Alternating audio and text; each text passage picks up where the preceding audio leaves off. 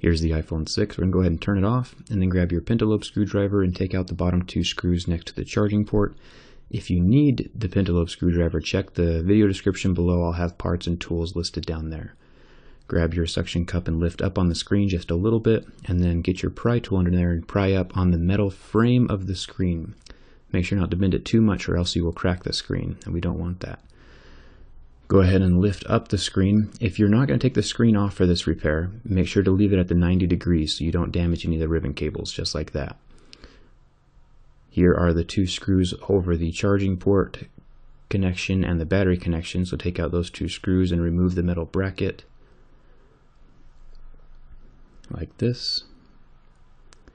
Flip up the little battery connection cable. I'm not going to show you how to take out the battery because that's a pain, but as long as you have disconnected it like this, you can finish the rest of the repair just fine. Take out those 4 screws for the loudspeaker, disconnect the charging port cable, and then disconnect this little antenna wire as well. Just lift up on it and it'll unclick. And then you can pull it out of the little bracket that it's also tapped into right there. And then the loudspeaker should just lift up and out of the phone. This is the loudspeaker. Check the video description if you need to buy a replacement one, especially if your old one got wet or just stops working or sounds, broken or muffled or cracked. These are the connection ports on the charging port. So if your speaker still doesn't work after you put it back in, you might need to replace the charging port ribbon cable. Also pretty inexpensive, but it's a different repair, so check the front of the video for that repair.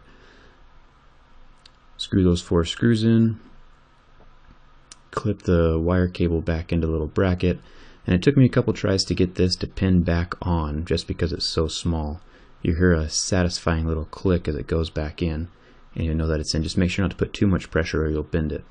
Clip the charging port cable back in, and then the battery connection as well.